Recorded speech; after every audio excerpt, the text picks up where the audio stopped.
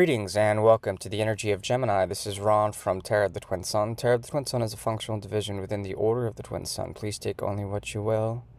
So we are moving into the mutable signs in particular, and we're looking at the energy of Gemini, okay? For this month in January, we're looking at a prognosis chart, a transit chart, that occurs on the 16th of January 2024 at about 3:14 p.m. at an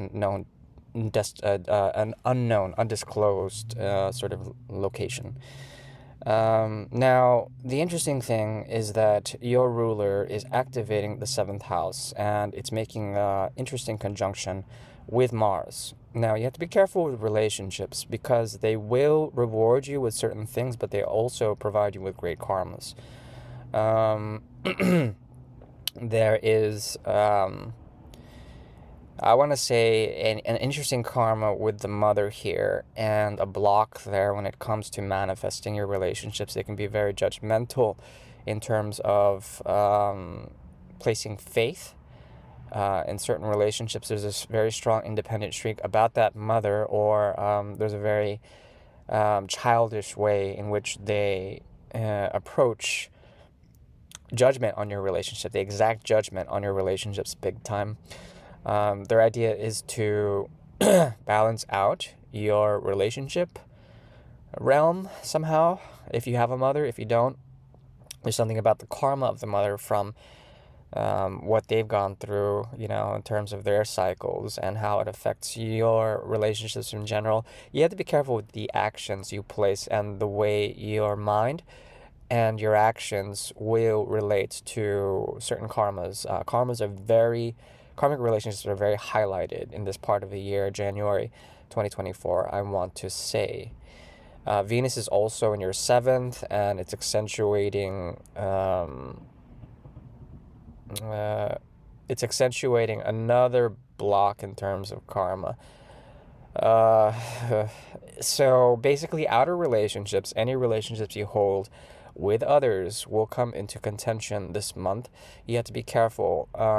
If you're going through a crisis or you're trying to define yourself in terms of grounding your secrets, grounding your knowledge, grounding the way you think, or grounding and protecting your inheritance, what you've inherited in terms of cycles of incarnation, what you are bound to in terms of cycles of incarnation or cycles that you repeat because of father or mother figures, okay?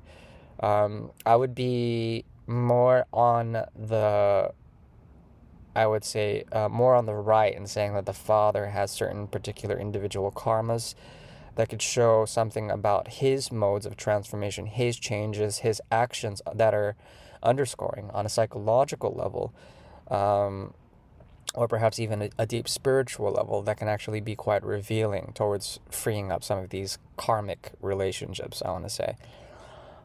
Other than that, there's a very interesting, deep spiritual undertone about, I want to say, receiving orders, gifts, and attributing them to learning from how you think and how those thoughts become actions that produce certain karmas. With your 9th house, with Saturn in Pisces, there's a great deal of, I want to say, understanding older paradigms or older social schemes that give you a sense of emotional structuring, that give you a sense of limitations in terms of especially old ways or old school or outdated ways that have a romantic understanding or romantic way of operating. There's a way to see these structures and see the merits of the old style, of the old way of loving, of the old way of doing things, okay? It requires sacrifice, okay? This style and the style of loving, and it's an unconditional sacrifice. Now, you would benefit by somehow, I want to say, focusing the mind, grounding it on addressing these karmas, these karmic relationships, and focusing on how to produce your own sense of truth, how to produce your own sense of emotional structuring, and also how to stabilize that in the sense of a collective good with Jupiter in Capricorn. Now, Jupiter in Capricorn is not the very best of placements, but Jupiter's here giving you blessings in terms of the teachers. The teachers are linked.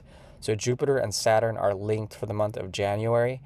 The two teachers of the zodiac, Jupiter and Saturn, Jupiter in Taurus and Saturn in Pisces, are linked.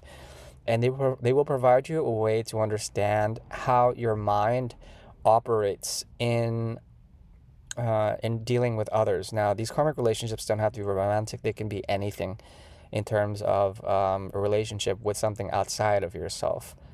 But the beauty of Gemini is that there is almost like a doubling of desire, a split of desire, and this ability to split desire or to split the mind into two different ways allows for a having of efforts, a having of intensities. Okay, so there's almost like a chill demeanor towards what you can do in relationships that have things between the actions and between the mind. Okay, and you can find a sense of structuring and all of that. Now, the thing is that because the second half of the zodiac is so very highly accentuated this month, what would be auspicious for you is to give off your time and your energy in a form of service, to do something humanitarian or to give off something for free without any strings attached. Without like being sort of vampirized. Like as soon as you start truly giving away, that is an act of goodness and of light, and there's no way you can actually become that you can find dependence from that, because they will see the actions of light behind that, and if they know that, then they know that you are protected. You can't be overly sort of vampirized in that way. Anyways, I hope that makes sense. That's the very best I can give for you. This is Ron signing off. Thank you. Bye bye.